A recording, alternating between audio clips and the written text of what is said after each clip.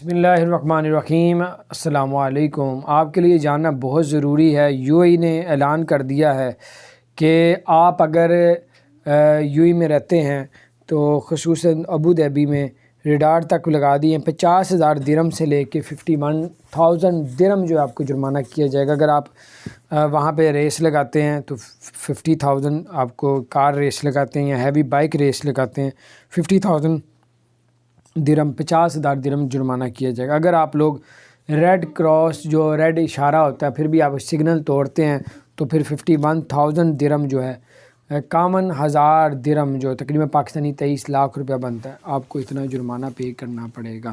تو یہ صرف بتانے کا مقصد یہ تھا کہ آپ لوگ بچ کے ذرا کیونکہ ریس نہ لگائیں اور ریڈ سگنلز نہ توڑیں۔